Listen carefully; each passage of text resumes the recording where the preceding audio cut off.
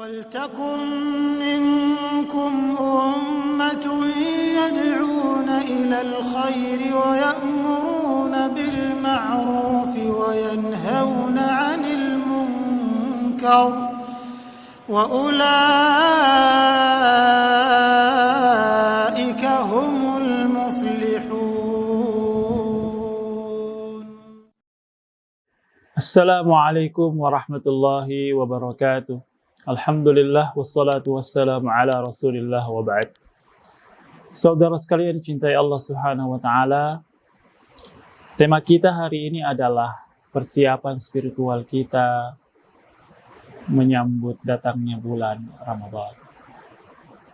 Hari-hari ini kita berada di bulan Sya'ban, dan dalam hitungan hari insya Allah kita akan bertemu dengan bulan Ramadan. Hari-hari yang istimewa, hari-hari yang penuh dengan keberkahan, hari-hari yang penuh dengan fasilitas yang dahsyat dari Allah Subhanahu wa taala untuk kita hamba yang beriman.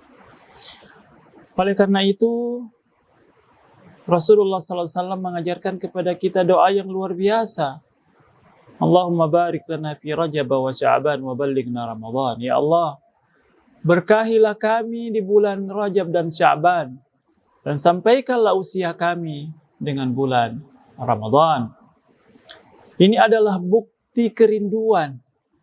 Ini adalah manifestasi kerinduan seorang hamba untuk bisa bertemu kembali dengan Ramadan, bahwa dia senantiasa serius berdoa kepada Allah Subhanahu wa taala secara maksimal di dalam waktu-waktu mustajab. Ya Allah, berikan kami kesempatan untuk bisa bertemu kembali dengan Ramadan di tahun ini. Memang penting untuk kita memastikan diri kita masih diberi kesempatan bertemu dengan Ramadan tahun ini. Tapi ada yang lebih penting dari itu. Apa itu? Bahwa kita memastikan ketika Ramadan itu tiba, kondisi iman kita baik, hati kita bersih, sehingga kita memiliki energi yang cukup untuk melalui ibadah maraton, ibadah Ramadan itu secara maksimal. Maka disinilah urgensinya, saudara sekalian cintai Allah Subhanahu wa taala, kita berusaha menseriusi untuk menyiapkan hati kita, iman kita secara serius. Sehingga begitu Ramadan masuk, kita memiliki energi iman yang banyak untuk bisa melaluinya dengan secara maksimal. Maka cara yang pertama dan utama kita menyiapkan hati kita, menyiapkan iman kita adalah dengan taubat kepada Allah Subhanahu wa ta'ala. Kenapa taubat? Karena taubat itu adalah pembersih hati yang utama. At-taibu minadz-dzambi kaman la dzamba lahu. Orang yang taubat dari dosanya itu seperti orang yang tidak punya dosa. Maka apa langkah pertaubatan yang mesti kita lakukan? Yang pertama adalah menyadari dan mengakui kesalahan kita di hadapan Allah Subhanahu wa taala. Bahwa ketika kita mengevaluasi diri kita, maka kita akan menemukan fakta tentang banyaknya dosa-dosa kita. Ya Allah, dosaku banyak. Dosa yang ini ya Allah. Dosa yang itu ya Allah. Ya, ampuni ya Allah semua dosa-dosaku itu. Setelah pengakuan, apa yang dilakukan? Yang dilakukan adalah menyesali dosa-dosa yang telah dilakukan dan meninggalkan dosa itu. Ya. Apa ciri orang yang menyesal? Apa tandanya? Apa indikatornya? Kata Imam Al-Ghazali dalam kitabnya Ihya Ulumuddin, al-hasratul lati turisu al-buka, al-huznu wal-buka. Ya. Bahwa penyesalan itu melahirkan kesedihan, dan kesedihan itu mengalirkan air mata. Sudahkah kita biasa mengenang dosa-dosa kita dan diiringi dengan derayan air mata? Ya Allah, banyak sekali dosaku ya Allah. Ya. Sebagaimana yang dilakukan oleh Umar ibn Khattab radhiyallahu an, seorang sahabat yang sangat terkenal. Dicatat dalam riwayat sejarah hidup beliau bahwa saking seringnya Umar ibn Khattab itu menangis, ada 2 garis hitam di pipinya. Khatani aswadani ala wajhi, ada 2 garis hitam di pipinya karena seringnya dia menangis Karena takut kepada Allah, dia mengenang dosa-dosanya. Padahal kita tahu siapa itu Umar bin Khattab. Dengan segenap prestasinya, bersama Nabi membela Islam, bersama Abu Bakar, kemudian setelah itu dia menjadi khalifah selama 10 tahun. Dan torehan prestasinya dicatat dengan tinta emas dalam sejarah Islam. Tapi itu semuanya tidak menjadikan Umar bin Khattab tidak takut kepada Allah. Dia tetap takut ketika dia mengenang dosanya. Dan akhirnya dia menangis, meminta ampun kepada Allah Subhanahu wa Ta'ala di atas dosa-dosa yang telah dilakukannya. Bagaimana dengan kita? Yang dosa kita memang banyak, amal kita sedikit, kelalaian kita banyak, kita lebih layak untuk mengalirkan air mata kita mengenang dosa-dosa kita. Ya. Dan itu menjadi trigger atau pemicu kita untuk lebih takut kepada Allah Subhanahu wa Ta'ala. Kalau biasa kita menangis karena motif-motif duniawi, itu juga tidak dilarang. Tapi jangan sampai motif tangisan kita cuma motif-motif duniawi semata-mata. Sekali-sekali kita perlu menangis, mengalirkan air mata kita karena mengenang dan mengingat dosa-dosa kita. Dan dengan itu insya Allah Allah Subhanahu wa Ta'ala berkenan untuk mengampuninya. Kemudian berikutnya adalah kita bertekad untuk tidak mengulangi lagi dosa itu di masa yang akan datang.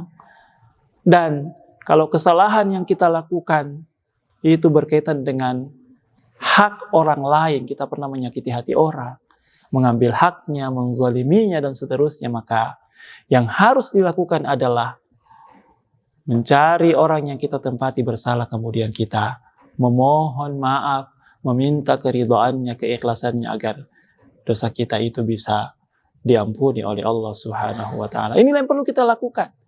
Jalin silaturahim ya, dengan orang-orang yang pernah kita tempati bersalah. Mohonlah maaf kepadanya.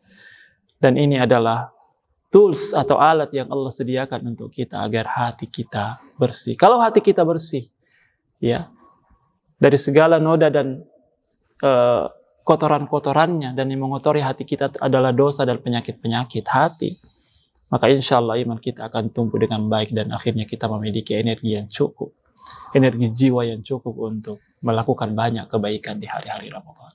Kemudian yang kedua yang perlu kita lakukan di hari-hari ini adalah melipat gandakan amal-amal kebaikan kita. Kalau kita memuhasabah dari kita, maka kita menemukan banyak kelalaian kita selama ini. Ibadah salat kita kurang, salat sunnah kita kurang, puasa kita kurang, sedekah kita kurang, ya. Tilawah Quran kita kurang. Maka di hari-hari ini kita perbaiki itu semuanya. Kita berusaha lebih banyak lagi salat sunnah, lebih banyak lagi melakukan kebaikan-kebaikan, sedekah, zikir kepada Allah, tilawatul Quran, puasa, sebagaimana yang diceritakan oleh Aisyah radhiyallahu anha bahwa Nabi SAW di bulan Sya'ban itu sangat banyak puasa sunnahnya dibanding di bulan-bulan yang lainnya. Itu kenapa? Karena Nabi ingin lebih maksimal lagi menyiapkan dirinya memasuki bulan Ramadan dengan kebaikan-kebaikan yang banyak. Kalau di masa lalu kita memiliki banyak kekurangan dan dosa, para ulama mengatakan bahwa cara kita menebus itu semuanya dengan melakukan kontranya. Kalau di masa lalu banyak salat-salat kita yang bolong, maka di hari-hari pertaubatan kita, di hari-hari ini kita memperbanyak salat sunnah. Kalau di masa lalu kita biasa masuk dalam kepemilikan kita harta yang haram atau harta yang banyak syubhatnya, maka di hari-hari ini kita lawan itu semuanya dengan banyak-banyak bersedekah dengan harta kita yang halal. Banyak-banyak bersedekah dengan makanan dan minuman yang halal. Dan begitulah seterusnya. Hari-hari ini adalah hari-hari yang kita isi dengan taubat kepada Allah dan memperbaiki kondisi amal kita. Kita mengurangi dosa kita seminimal mungkin. Sehingga ketika Allah melihat kesungguhan kita, Allah Subhanahu wa Ta'ala berkenan memberikan kepada kita ampunan. Kemudian Allah Subhanahu wa Ta'ala berkenan memberikan kepada kita taufik untuk lebih banyak lagi bisa melakukan kebaikan-kebaikan. Dan sehingga kebiasaan-kebiasaan baik itu sudah menjadi sesuatu yang inherent melekat pada diri kita. Sehingga begitu satu Ramadan itu masuk, kita sudah menjadi hamba-hamba yang siap untuk sprint, berlari kencang untuk mengisi hari-hari Ramadan itu dengan ibadah yang maksimal, yang dengan itu insya Allah kita termasuk orang-orang yang beruntung, mendapatkan seluruh fasilitas Ramadan itu secara maksimal, ampunan dari Allah Subhanahu wa Ta'ala, kebaikan yang banyak, rahmat, pembebasan dari api neraka, dan itu semuanya adalah merupakan cita-cita tertinggi mukmin sejati. Bagaimana dia mendapatkan kondisi yang tinggi di langit. Mudah-mudahan itu bisa kita capai dengan usaha-usaha kita. Jazakumullah khairan wa barakallahu fiikum. Wassalamualaikum warahmatullahi wabarakatuh.